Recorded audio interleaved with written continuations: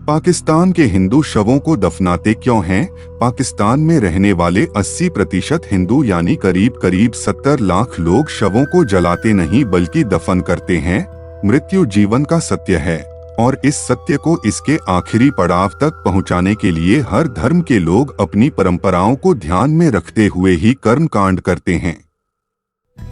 हिंदू शव को मृत्यु के बाद जलाने में यकीन रखते हैं और मुस्लिम दफनाने में।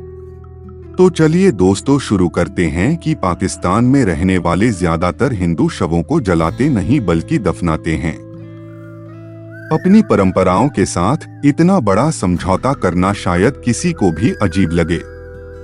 लोग ये भी कह सकते हैं कि पाकिस्तान जैसे मुस्लिम देश में तो ऐसा करना मजबूरी हो सकता है, लेकिन वजह कुछ और ही है। कराची एक बड़ा शहर है।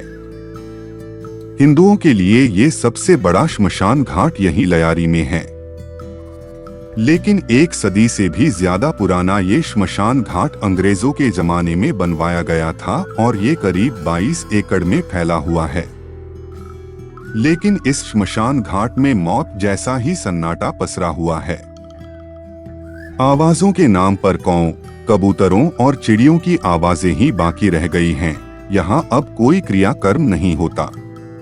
चलिए जानते हैं कि आखिर क्यों नहीं जलाते हैं हिंदू शव को। पाकिस्तान में रहने वाले 80% हिंदू यानी करीब करीब 70 लाख हिंदू शवों को जलाते नहीं बल्कि दफन करते हैं। ऐसा इसलिए क्योंकि हिंदू आबादी का एक बड़ा हिस्सा नीची जाति या फिर दलितों का है।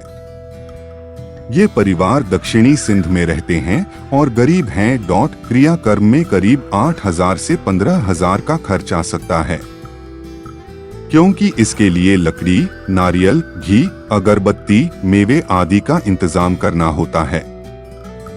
सिंध के एक पंडित महाराज निहाल चंद ज्ञानचंदानी का कहना है, दलित हिंदुओं का एक बड़ा हिस्सा थार रेगिस्तान से आता है। इस रेगिस्तान में सूखे का इतिहास रहा है। 1899 में यहाँ ऐसा सूखा पड़ा कि भूख और बीमारी से आए दिन लोगों की मौतें होने लगीं।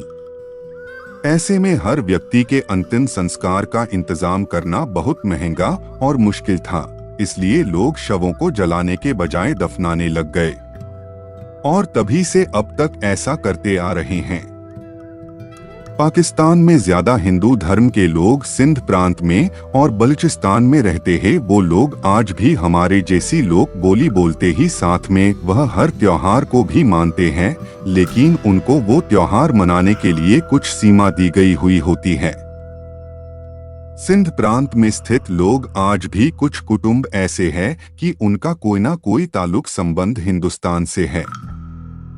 उनमें 1972 के युद्ध बाद कच्छ क्षेत्र में और राजस्थान में निर्वासित हुए थे। वहां के लोगों को वहां पे कुर्ता और लेंगा पहनना पड़ता है, वो तय किया हुआ है। तो दोस्तों, आपको जानकारी अच्छी लगी हो तो कमेंट में जय श्री राम जरूर लिखें। धन्यवाद।